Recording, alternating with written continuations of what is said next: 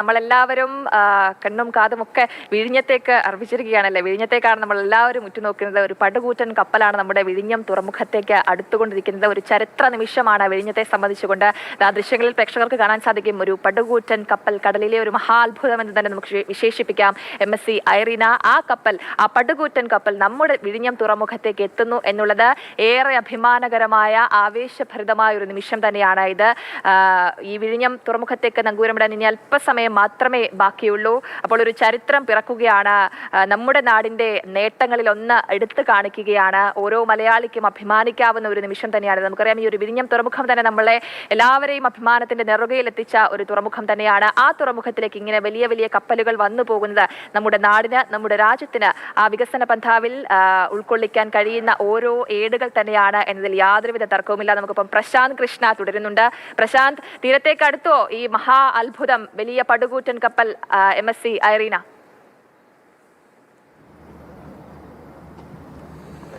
ജയലക്ഷ്മി, ബർത്തിങ്ങിന്റെ ഘട്ടത്തിലേക്കാണ്, ബർത്തിലേക്ക് അടുക്കുകയാണ് ഈ കപ്പൽ. അതിന്റെ ദിശ നമ്മൾ നേരത്തെ കാണുമ്പോൾ നമുക്ക് നേരെ കാണാൻ കഴിയുമായിരുന്നു. ഇപ്പോൾ ഒരു വശം ചരിഞ്ഞു, നേരെ ഈ ബർത്തിന്റെ ഭാഗത്തേക്ക് അടുപ്പിക്കുന്ന നടപടികളാണ്. എന്നാൽ 2 ദിവസം ഉണ്ടാകും. ഇപ്പോൾ നമുക്ക് അദാനി പോർട്സിൽ നിന്ന് അറിയാൻ സാധിക്കുന്നത് നാളെ വൈകിട്ട് വരെ എന്തായാലും ഈ കപ്പൽ ഇവിടെ ഉണ്ടാകുന്നത്. അതായത് ഈ ലോകത്തെ ഏറ്റവും വലിയ കപ്പൽ കാണാൻ ആഗ്രഹിക്കുന്നവർക്ക് നാളെ വൈകിട്ട് വരെ വിഴിഞ്ഞം തുറമുഖത്തിന്റെ ഏതെങ്കിലും ഭാഗത്തൊക്കെ വന്നു കഴിഞ്ഞാൽ ഈ കപ്പൽ ഇവിടെ മനോഹരമായ ദൃശ്യങ്ങൾ കാണാൻ സാധിക്കും. അപ്പോൾ ഒരു സാധാരണക്കാരായിട്ടുള്ള ആളുകൾ പുറത്തേക്ക് വന്ന് നിൽക്കുമ്പോൾ ഈ കപ്പൽ അത്രമാത്രം കാണാനായിട്ട് സാധിക്കുമോ?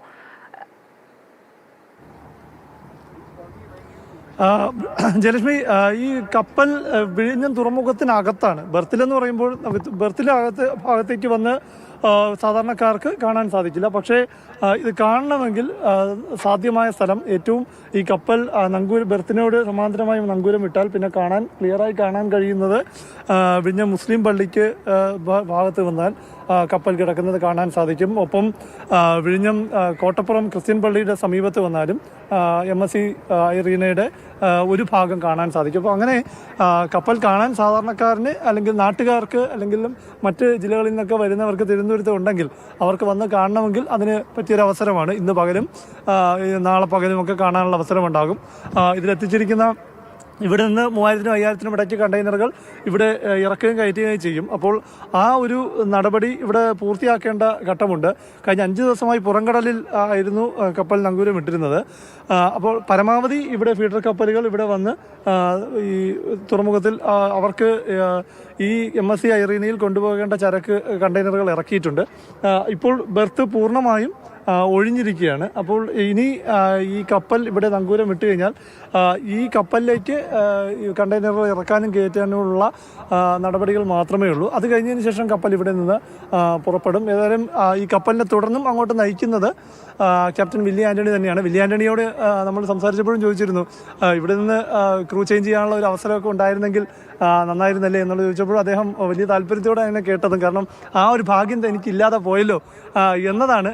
ഈ വലിയ ഭാഗ്യം കിട്ടിയപ്പോഴും അദ്ദേഹത്തിൻ്റെ ചെറിയൊരു നിരാശ. കാരണം തൃശ്ശൂർക്കാരനാണ്.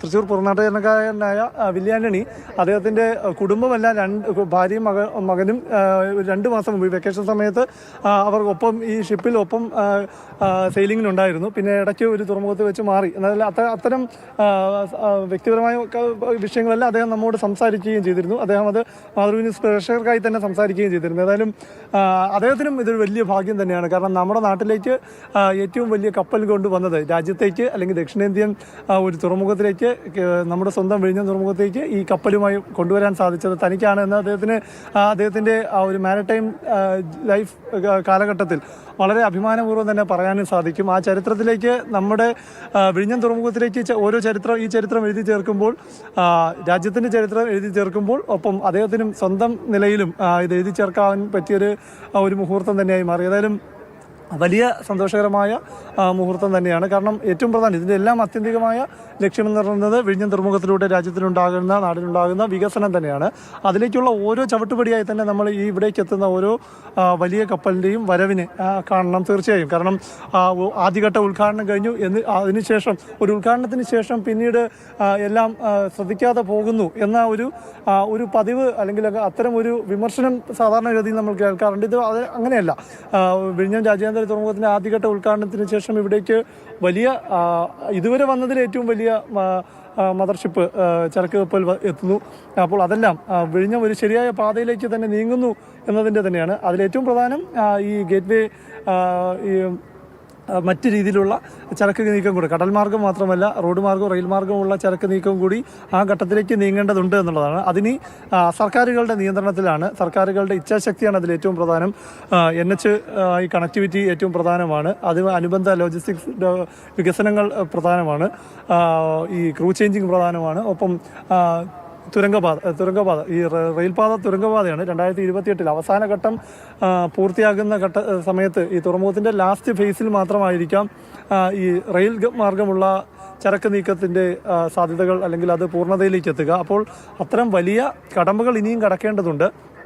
ഈ കടമ്പ കടന്നതുകൊണ്ട് തന്നെ ആ കടമ്പയും നമ്മൾ കടക്കും എന്ന് തന്നെ കരുതാം. ഏതായാലും അതിന് സർക്കാരുകളുടെ ഇച്ഛാശക്തി പ്രധാനമാണ്. ഏതായാലും ശരിയായ മുന്നോട്ടുള്ള പോക്ക് എന്നതിൻ്റെ ഒരു സൂചന തന്നെയാണ്, അല്ലെങ്കിൽ അതിൻ്റെ മാർഗം തന്നെയാണ് MSC ഐറീന എന്ന വലിയ മദർഷിപ്പ് തന്നെ. ലോകത്തെ ഏറ്റവും വലിയ മദർഷിപ്പ് ശ്രേണിയിൽപ്പെട്ട 6 കപ്പലുകളിൽ ഒന്നാണ് MSC ഐറീന. ദക്ഷിണേഷ്യൻ തുറമുഖത്തിൽ ആദ്യമായി എത്തുന്നു എന്ന് പറയുമ്പോൾ നമുക്ക് വിഴിഞ്ഞം രാജ്യാന്തര തുറമുഖത്തിൻ്റെ ഏറ്റവും വലിയ എതിരാളി എന്ന് പറയുന്നത് ദുബായ് പോർട്ടും കൊളംബോ പോർട്ടും എല്ലാമാണ്. അപ്പോൾ ഈ ദക്ഷിണേഷ്യൻ തുറമുഖങ്ങളിൽ ഒന്നും തന്നെ എത്താത്ത MSC ഐറീന ഇവിടെ എത്തിയെന്ന് പറയുമ്പോൾ 2023 ആദ്യമായി ഈ കപ്പൽ നിർമ്മിച്ച് നീറ്റിലിറക്കുന്നത്. 2023 ഏപ്രിൽ മാസത്തിൽ ആരംഭിച്ചതാണ് ഇതിൻ്റെ പ്രയാണം. 2 വർഷം പിന്നിടുമ്പോൾ നമ്മുടെ വിഴിഞ്ഞം രാജ്യാന്തര തുറമുഖത്തിലേക്ക്, അതായത് 2 വർഷം മുമ്പുള്ള വിഴിഞ്ഞം തുറമുഖത്തിൻ്റെ സ്റ്റേജ് എന്താണെന്ന് നമുക്കറിയാം.